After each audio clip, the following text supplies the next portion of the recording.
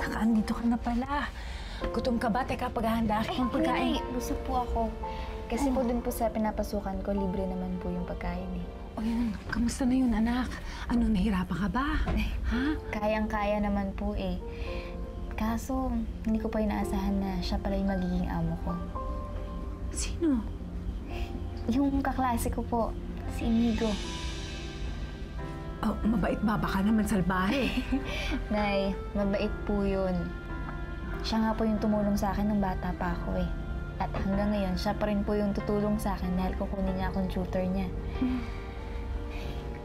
Kaso po, ayaw po ni Becca na magkalapit kami. Kaya kapag nalaman niya po, aawayin na naman ako nun. Oh, tsaka na natin problemahin yan.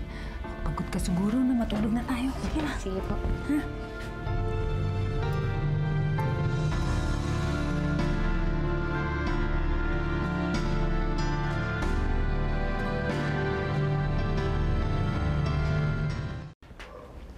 Hoy, Mariposa! Oh. Narinig ko kayong nag-uusap ni Tita Amalia kagabi. Katulong ka nila, Inigo? Oo. Pero wag kang mag-alala kasi iniwasan ko siya katulad ng sinabi mo sa akin. Mabuti naman. May papagawa ako sa'yo. Ano yun? Nakakapasok ka sa kwarto ni Inigo, di ba? Oo, Becca. Di ba nga katulong ako dun? Aba, pinipilosopo mo ako? Meron kang kailangan gawin para sa akin. Ano yun?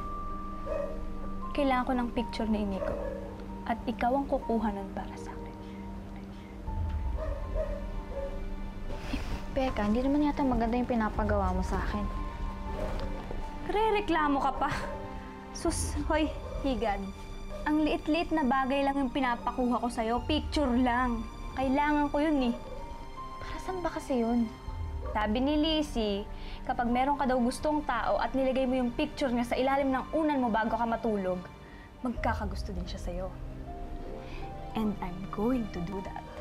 Kaya kailangan ko ng picture ni Inigo. Yun lang. Eh bakit hindi ka nalang kumuha sa kanya? Hingin mo. Eh di magmumukha akong desperada. Yoko nga. Becca, sorry pero hindi ko talaga kayang gawin yung sinasabi mo. Talaga? Eh paano kaya kung sabihin ko sa mami ko na ninakawan mo ko? Gagawin mo yun para lang makuha mo yung gusto mo. Aba, syempre. Tsaka sigurado naman ako na ako paniniwalaan ng mami ko eh. Tsaka malay mo, di ba? Baka palayasin kayo dito. Kawawa naman yung nanay mo. May sakit pa naman. Si Raulo talaga yung pinsan mo. Kahit sa kalokohan niya, sinasali ka eh. Huwag mo sundin yun. Eh paano kung totohanin niya yung banta niya sa akin? Dali lang, edi sabihin mo hindi totoo. Hindi rin pwede yun. Dahil si Tita Belen, sigurado